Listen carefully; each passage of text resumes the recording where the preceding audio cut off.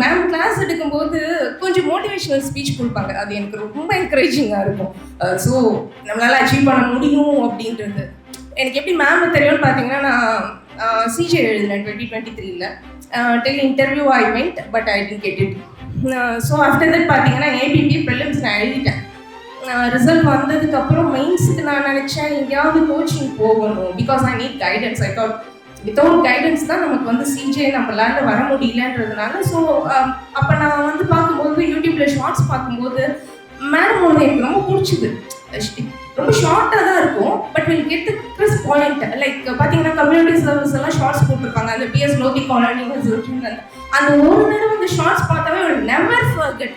So எனக்கு அது பார்க்கும்போது அதுக்கப்புறம் தான் நான் ஜாயின் பண்ணேன். இப்போ மேமோட கிளாஸ் அட்டென்ட் பண்ணோம்னா நமக்கு அது அப்படியே நம்ம மைண்டில் இருக்கும். அது ஒரு தடவை ரிவைஸ் பண்ணால் போதும். அதுவே எனக்கு ரொம்ப ஹெல்ப்ஃபுல்லாக இருந்துச்சு. அதே மாதிரி மெயின்ஸ் தான் சில கொஷின்ஸ் எப்படி அப்ரோச் பண்ணணும்னே தெரியாது. மேம் கிட்ட கூட கேட்டிருக்கேன், கொஷின்ஸ் அனுப்பிட்டு மேம் இதுக்கு எப்படி ஆன்சர் பண்ணுறதுன்னு எனக்கு தெரியல. So she will give guidance. So அது எனக்கு ரொம்ப யூஸ்ஃபுல்லாக இருந்தது. ஆக்சுவலாக மெயின்ஸ்க்கு பார்த்தீங்கன்னா ரொம்ப கைடன்ஸ். அதே மாதிரி மெயின்ஸ் கிளியர் பண்ணி வரும்போது இன்டர்வியூக்கு பார்த்தீங்கன்னா மாக் இன்டர்வியூ எனக்கு தெரிஞ்ச அளவுக்கு நான் அட்டென்ட் பண்ணுவேன். பட் மேம் பார்த்தீங்கன்னா இதில் எந்தெந்த இடத்துல மாடிஃபை பண்ணணும், ஸோ இதை நீங்கள் எந்தெந்த இடத்துல கரெக்ட் பண்ணி நீங்கள் எப்படி பெர்ஃபார்ம் பண்ணிங்கன்னா இதை விட பெட்டராக இருக்கும் அப்படின்றத கரெக்டான கைடன்ஸ் கொடுப்பாங்க. So because of her, I got first slab in interview also. So I'm happy to stand here.